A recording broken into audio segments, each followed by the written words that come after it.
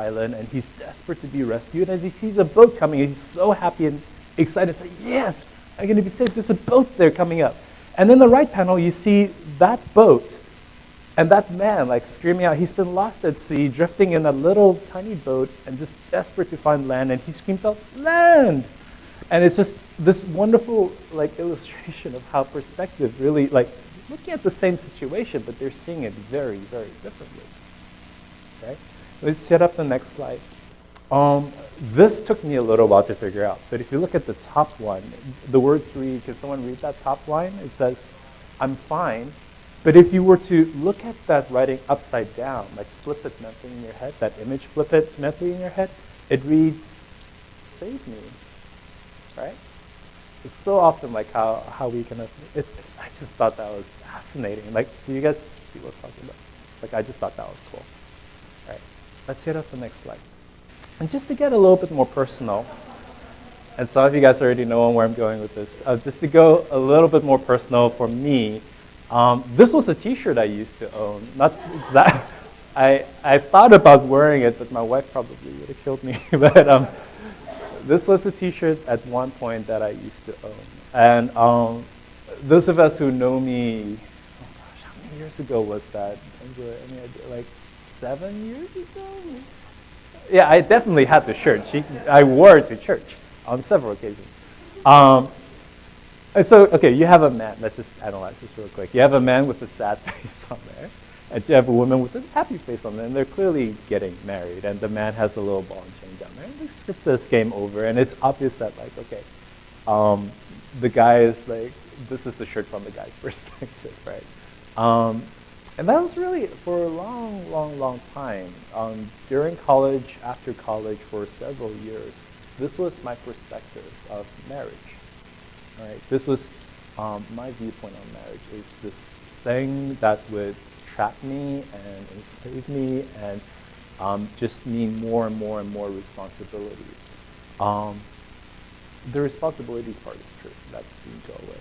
And it really wasn't until like several years after college when like God really spoke to me and like changed my heart around that and like really flipped my perspective on marriage. And so I got the facts of marriage right. It is a lot of work. It is a lot of like heartache at times. It is a lot of pain and struggle, and it is a lot of responsibility. I nailed that part perfectly right. But my perspective is like this selfish perspective that says like, well, I'm important and I don't want that to happen to me. Therefore, marriage means game over. But for God to flip that perspective a little bit and say like, trust me to turn this into something beautiful. Trust me to use this to grow you, to mature you, to help you be a better man. Trust me to speak to you through this marriage. Right? And suddenly that becomes something beautiful. It's not game over. It's the start of something beautiful moving forward. And that was really when my perspective changed. And the exact same facts, the facts of marriage did not change. In fact, everything I feared came to pass. But everything like that I looked forward to after that perspective change came to pass as well. Right? And so just one last personal example around like just how we view something, depending on the angle we look at it, really shifts our understanding and how we perceive this thing. Next slide. And so we come back to this passage. For we are to God. That passage earlier on that talked about, so for those who believe, the stone is precious. For those who don't believe, they stumble over the stone, right? So the same gospel message, and depending on the angle that you're approaching at it, looks very, very different.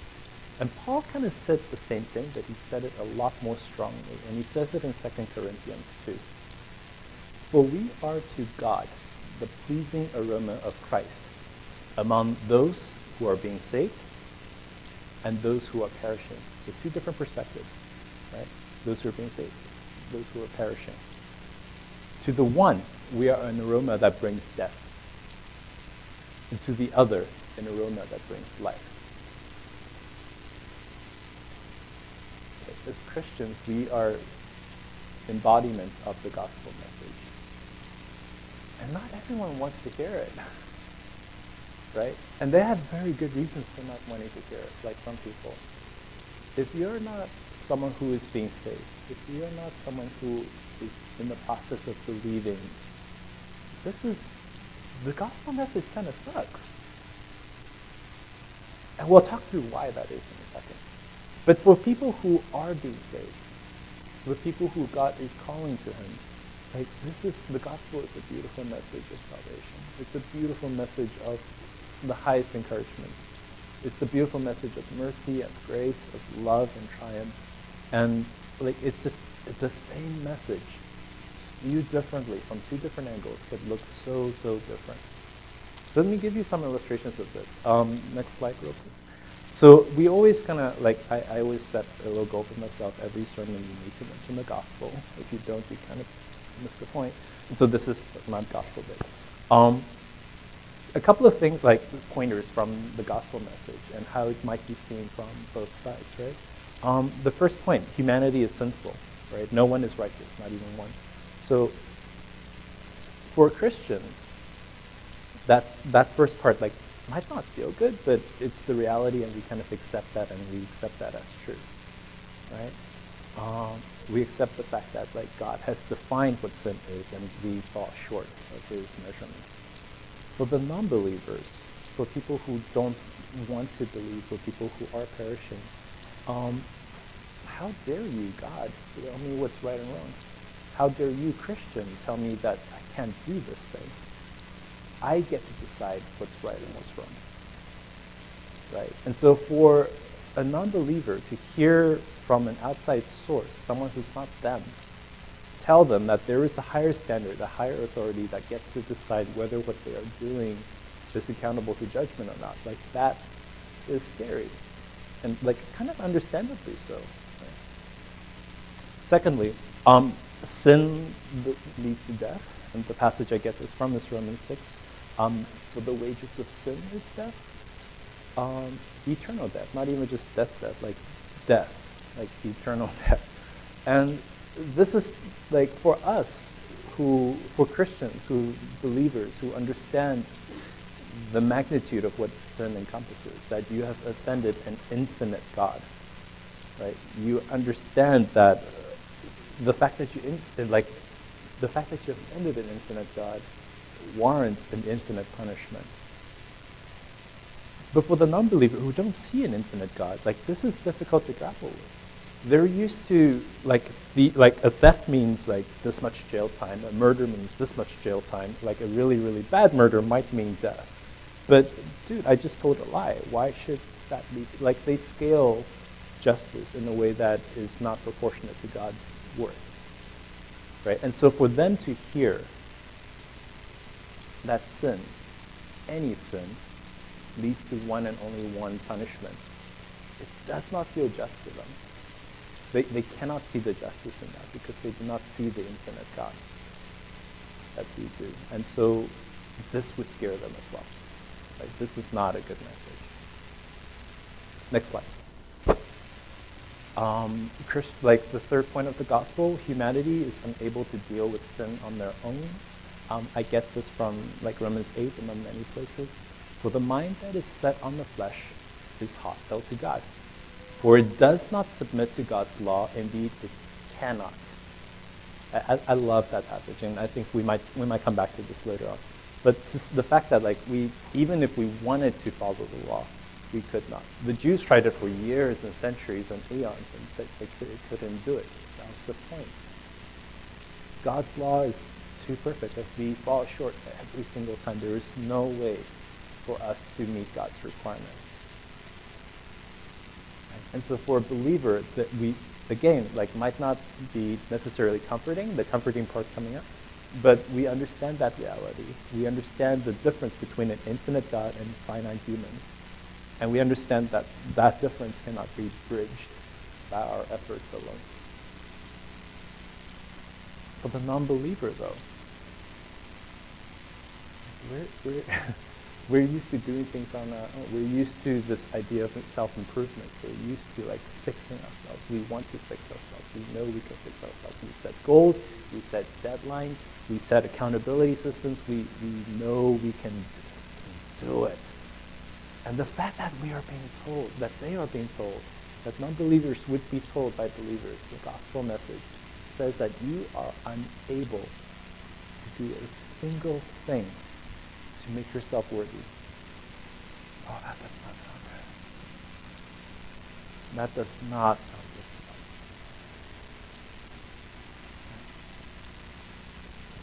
Point 4 of the gospel message. We require a Savior to deal with our sin. Here's the comforting bit. From Matthew 1.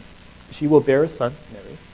She will bear a son, and you will call his name Jesus, for he will save his people from sin. And the believer delights in that bit. We understand that we are not capable. We understand that we are in sin. We understand that we are in bondage. And we understand that God, in his mercy, infinite God, in his mercy, will step into the role of finite human being and die for us to pay for that sin. That there was a system of sacrifice set up during the time of the tabernacles and temples that deals with sin, but temporarily, and God would come down and deal with sin permanently on our behalf. Like we find that comforting. But to the non-believer who does not want to let Christ wash his feet, right? To the non-believer who, again, is used to doing things for themselves, to clean up after their own mess, to take care of their own problems, to be individual, be confident, be able to handle things on your own. Right? This is not a welcome message. Right? To be told that you are incapable, and not only are you incapable, someone else has to come along and save you. Oh, their pride cannot handle that. Our pride sometimes cannot handle that. Right? Last point. The final bit of the gospel message is that God's purpose is ultimately to glorify himself. Right? And so the cross, everything leading up to the cross and after the cross, all of that isn't the primary purpose, the primary objective of God isn't to just save us. That's not the final point. The final point is to save us and therefore glorify himself. That's the final point. And I get this from several places, but among one was Isaiah 43. Everyone who calls my name, who I created for my glory. You are my witnesses, declares the Lord, that I am God. Right? This is why we were called. It's for his glory. Right? And our role is to be God's witnesses and point out that this is the infinite God. This is the gospel message. Right? And for us who have been saved, who knows the depravity of sin that rests in our heart, and knows that God came down and loved us anyway, and paid for all of that, and took it on his shoulders for us. Yes, this is God. You deserve that. You are worthy of that.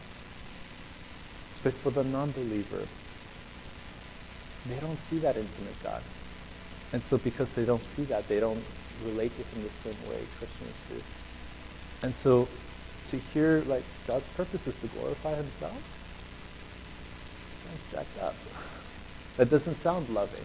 That doesn't sound like a God that's worthy of worship. It does not sound right to their minds. Right?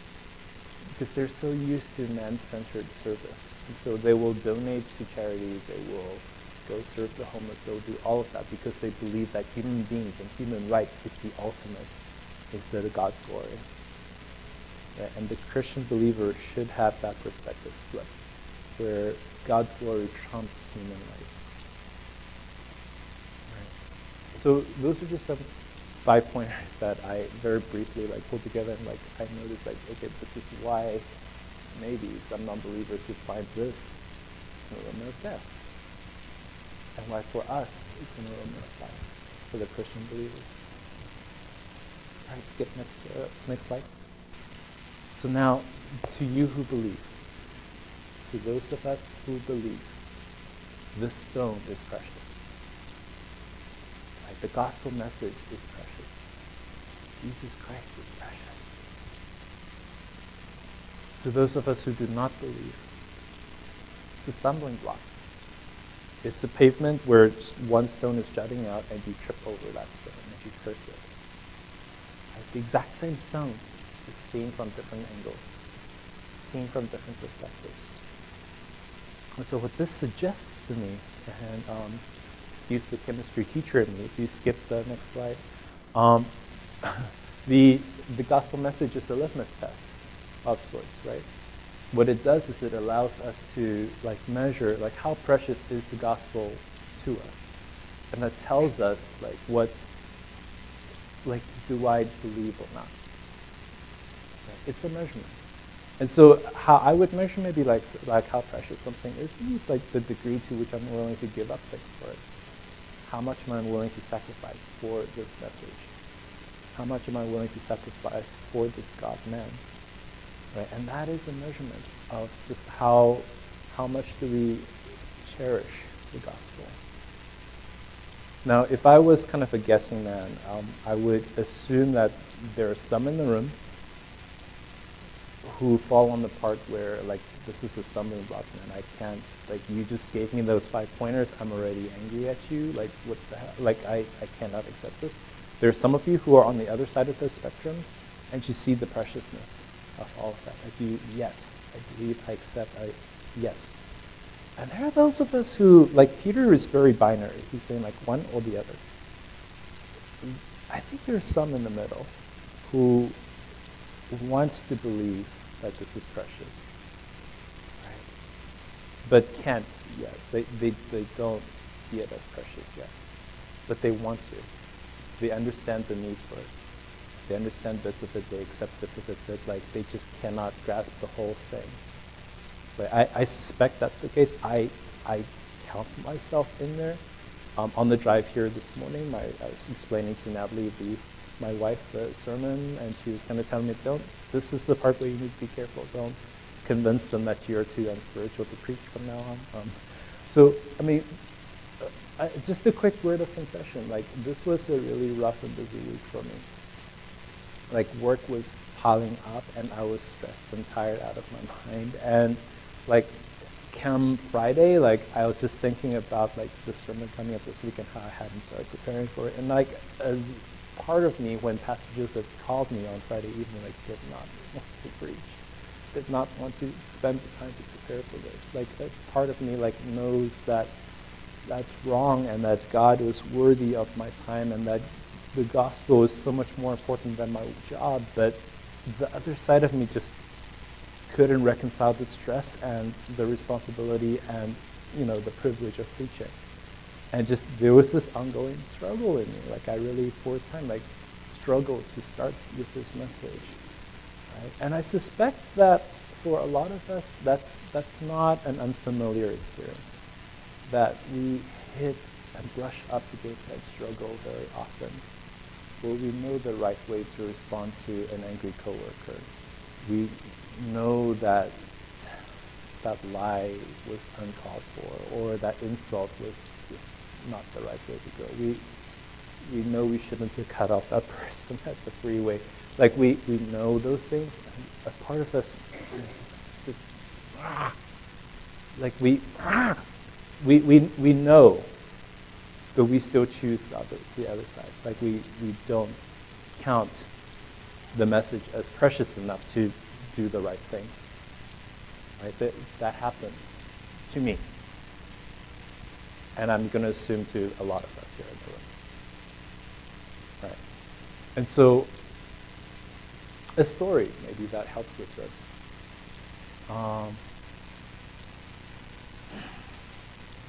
There was a dad at one point. This is in Jesus' times. There was a dad, a father, who had a son that, since for years and years and years, was plagued by an evil spirit, a demon. And what this demon will do is cause the son to go into seizures.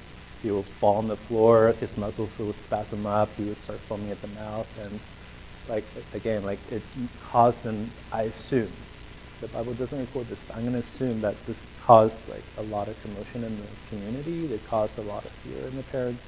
I assume they went to doctors and physicians and they weren't able to fix the problem.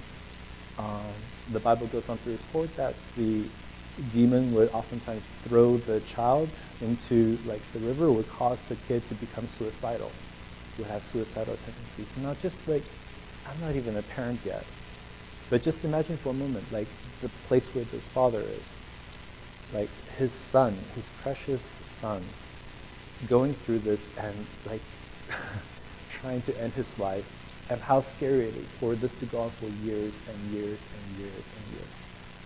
Just kind of like, this is a dark place, but let's try to imagine that for a second. Right? And then along comes this rumor. There's this guy traveling with a bunch of men who does miracles. Heals paralyzed people, restores sight to the blind, raised someone from the dead once. His disciples can do the same. You should go check him out. And so when Jesus rode into town, the father brings his son, goes to the disciples, because I assume because Jesus was crowded and everyone bum rushed Jesus, but there were some disciples who were like less popular, and so he probably like, okay, can you help my son, please? And the disciples tried, and it didn't work. Now imagine the despair. This happened for years and years and years, right? Imagine the despair. You're at this, you're at your wit's end. You want to save your son, and what seemed like the last hope, like Jesus and his disciples, failed you that first time. Right? And you're thinking about going home, but your friends are like, no, go talk to Jesus, talk to the man himself. And so I imagine the father bringing his son to Jesus and asking Jesus, like, Jesus, can you please? Like, your disciples have failed. Like, I don't know if you can do it or not, but can you please? And Jesus looks at you and asks you this one question. Do you believe I can do this? Do you believe I can save your son? And the father's response, I believe it. I don't believe it at the same time. Does that sound contradictory? I believe, I also don't believe. Like, what does that mean? What do you think that means? I want so desperately for that to be true, for you to be able to do so. I just want my son to be well. But all these disappointments, all these failures along the way, I don't know. I want this to be true. I want you to save my son. I don't know if you can. Help my unbelief. That's not a contradiction. That's a beautiful statement of the human condition. That is a parable of where we are when we approach Jesus. Like, there is no way. Like, one of the passages early on says, like, our minds are hostile to God. We cannot even want God.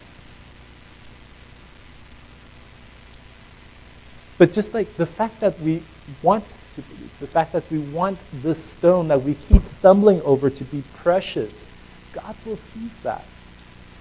And this is enough. This is what we can, this is the only thing we can do, is to approach God and say, I believe. And for the rest of the parts that I don't believe, I'm surrendering that to you and asking God, you to help me deal with that. Like, I want to believe completely. I don't yet. And I know you can get me the rest of the way. I know you can save my son. I know you can save my soul. I know you can save my family. I know you can help me get over this addiction. I know you can help me through this family crisis. I know that you can help me fight this cancer. I know you are able. Now help me deal with the parts that I don't believe yet. And God will take that. And that's amazing to me. Right? What seemed at first with Peter saying that, like, okay, those who believe, this is precious, those who don't, it's a stumbling block. It seemed so cold and distant. And God was with this father the whole time. Jesus was physically there, ready to help him with the bits that he doesn't believe. God is not distant. Right? I get this thing where people say, like, oh, God just There's this huge gap between God and man, and like, you're either on his side or you're not on his side, and like he's going to punish the people who aren't on his side. And that's such a wrong view of God. If we would approach him, and for the bits that we do count as precious, the bits that we do believe, and submit that to God and say, Lord, I believe. And for the bits that we don't try to lie to God, because he knows. He knows you don't believe that bits. He knows exactly which parts you don't believe. But you lift that part up and say, like, God, these are the parts I struggle with. I cannot understand, I cannot accept, I cannot believe these bits, but I want to. And you present that to God, and he'll take that. And he'll transform unbelief to belief in that beautiful transformation. Next. So we kind of slowly draw to an end. A couple of quick things. Notice that at Cornerstone, you have two walls approaching it from either side. This is a little anticlimactic, but Jews and Gentiles coming together into like one cornerstone, two walls coming into one cornerstone, Jews and Gentiles, two nations coming together, and how God wants to unite all people into like one nation that serves him, right? So that he can dwell with all of his people. There's that. If we skip to the next slide, sorry, the arrangement is a little weird and wonky. So if we are a holy priesthood, if we are a holy nation, if we are a church that's willing to approach God and say, here's the bit I believe in, here are the bits that I struggle with, please do something with it. What's the right follow-up? What's the right response after that? What's the right way to live? See, 1 Peter chapter 2 kind of started off with this idea of like, Jesus is the living stone. We are also living stones. Living stones are to be built into a temple, so it's useless for us to be just little bricks by ourselves. We're being built into something bigger. And that becomes the temple where God lives. And we are now a holy priesthood whose responsibility is to offer up spiritual sacrifices. So what are that? What spiritual sacrifices? Because that sounds like that's our part, like that's our cue. What is it? Right? And so I offer up 3 suggestions. One, like your human physical bodies. Right? Romans 12 says this: offer up your bodies as a living sacrifice. So it's not kill your, like living sacrifice. Holy and pleasing to God. This is your true and proper worship. And so your bodies, your physical bodies, the visceral physical bits, the tangible bits, the way you live your life, that can be given up to God as an act of worship. Right? And we see here, like, so whether you eat or drink, or whatever you do all to the glory of God. Down to eating and drinking else. Okay, so that's one, our spiritual act of worship. And we'll talk about all of these together in a second, but next slide. Second, praise and thanks. So when awesome, cool things happen, we don't think, hey, I'm awesome and cool. We think, dude, God's awesome and cool. He gave that to me. Through Jesus, therefore, let us continually offer to God a sacrifice of praise. The fruit of lips that openly professes his name. Hebrews 13. So that's just like, how do I say this? If you get a job promotion, you don't think this is me, I did this. Whatever your promotion letter says. You think God gave me the connections, God gave me the skills. God gave me the capabilities. God gave me the strength. God provided this. By God's will, I'm going to use this promotion to further his kingdom. That would be an example of faith. Right? And third, acts of love. So just doing nice things to each other and loving each other. Do not forget to do good and share with others, for with such sacrifices God is pleased. seeing people in need, like whether it's financially or just through like need of comfort. Sometimes like encouraging word is all they require of us. That act of love, like God sees that and is proud of that. Right? And that's something like I struggle with oftentimes, just kind of like being encouraging, because my wife tells me so. Something that you can all grow in. And the final distinguishing factor, and this is like where we start ending up, last slide. The final distinguishing factor is not so much that we do these things that makes them spiritual sacrifices. What makes these things spiritual sacrifices is not Edward standing up here preaching, Angela up there singing, you guys sitting here listening, or going home and praying. Those actions themselves are not the spiritual acts of worship. Like, that's not the spiritual bit. It's not even the sacrifice bit. What makes these things spiritual actions is the fact that we do them by the power of the Holy Spirit, the fact that we do them in accordance with the will of God. And so if you are in a place where you believe that Jesus is precious, that the gospel message is precious, and where you can submit the parts that you don't believe yet to God and openly ask Him to help you with those bits. If you're in that place,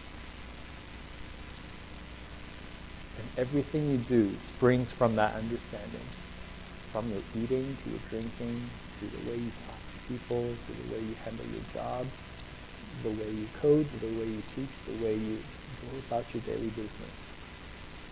All of that is worship. Because you're doing it all by God's power. And you're acknowledging God's action and like presence in your life. It's all consecrated. You cannot do any secular thing if you're living in that place. If you are not, you can preach from now till the end of time. You can sing every single worship song.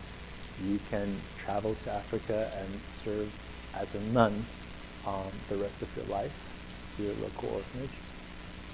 And if you do not have the love of God in you, if you are not acting by the Spirit and the power and the will of God, you've done nothing in God's sight. And so, two encouragements for us as we draw this sermon to a close. If you're in a place where you have unbelief, and I think that applies to just about every person in the room. I was being generous earlier when I said some of us. This is an ongoing thing for, I think, every person on the Christian journey. Submit those unbeliefs to God. Pray over them and just say, God,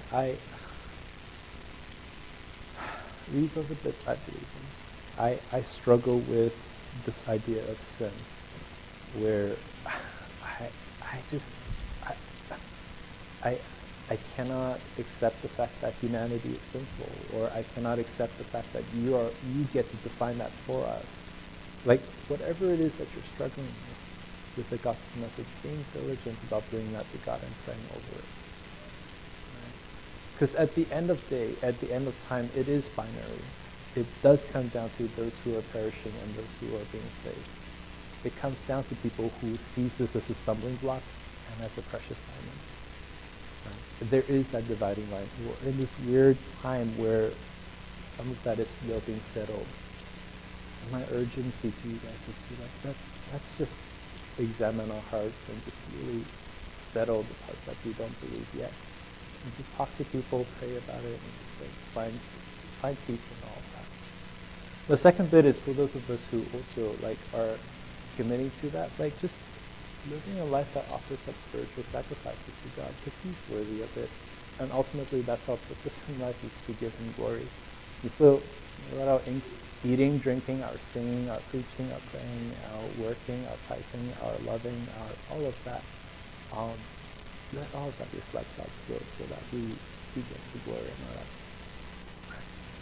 lives. Father, we thank you, God, that you You are just infinitely amazing and awesome, and there is this huge gap between us, but you would cross over to our side and dwell with us, Lord. Lord, that you would help us in our unbelief and walk us through every step of the way so that never are we left alone. God, that you would help us with our unbeliefs if we ask you to.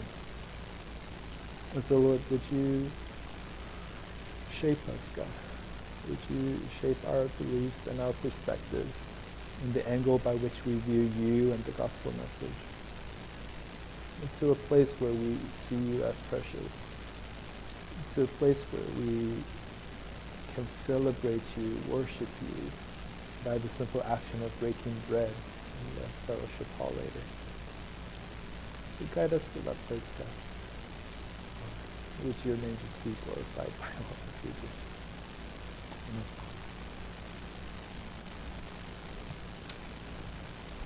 As we go into more worship, I just wanted to say, thanks, Edward, for those words. I can relate to that a lot.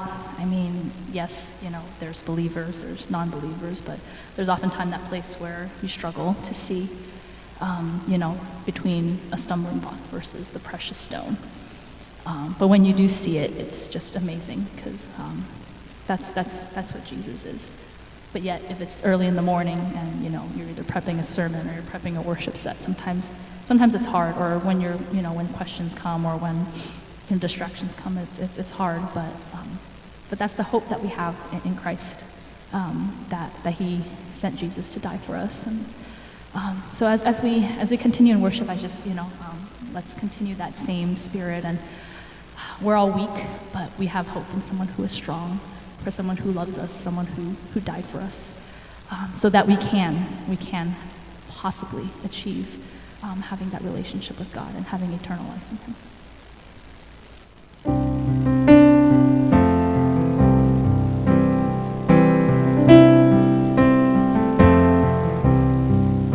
Before the throne of God above, I have a strong and perfect plea, a great high priest whose name is love, whoever lives and pleads for me.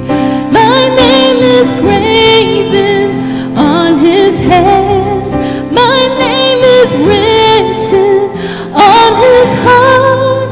I know that while in heaven he stands, no tongue can bid me thence depart. No tongue can bid me thence depart.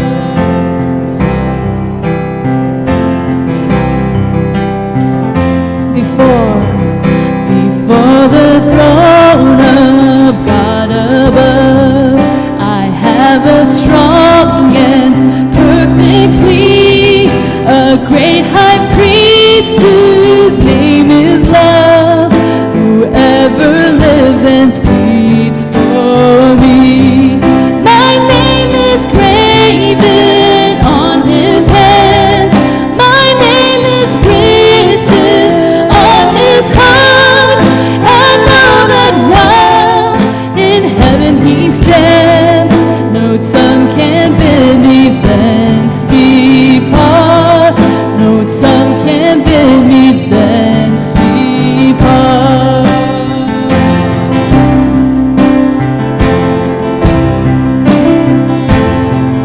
And when Satan tempts me to despair and tells me of the guilt within, upward I look and see him there, who made an end to all my sin.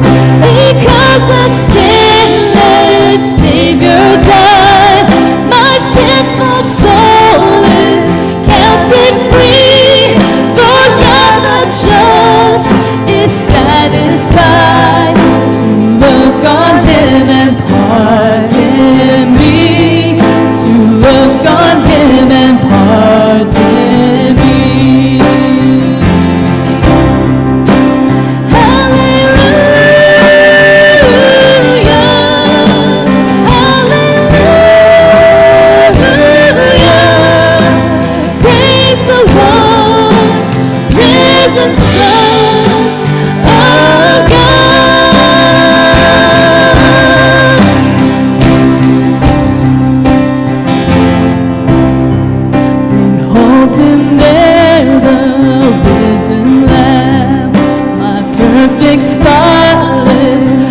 righteousness, the great unchangeable I am, the King of glory and of grace. One in himself I cannot die. My soul is purchased by his blood. My life is hid with Christ on high, with Christ and Savior and my God, with Christ my Savior and my God.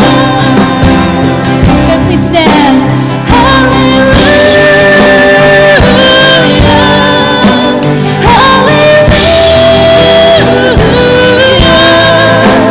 Praise the one with the Son of God.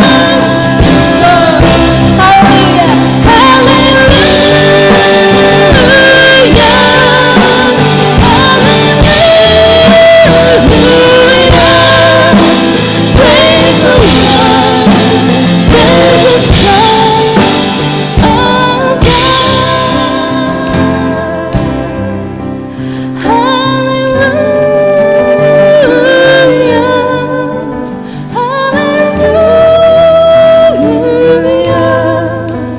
praise the one risen Son of God.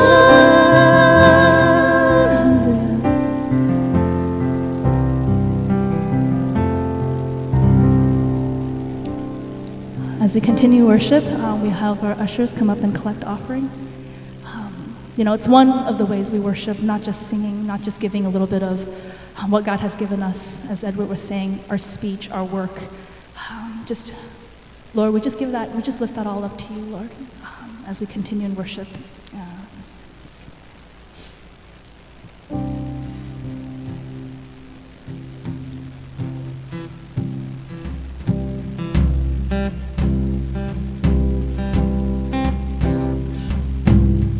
My hope is built on nothing less than Jesus' blood and righteousness.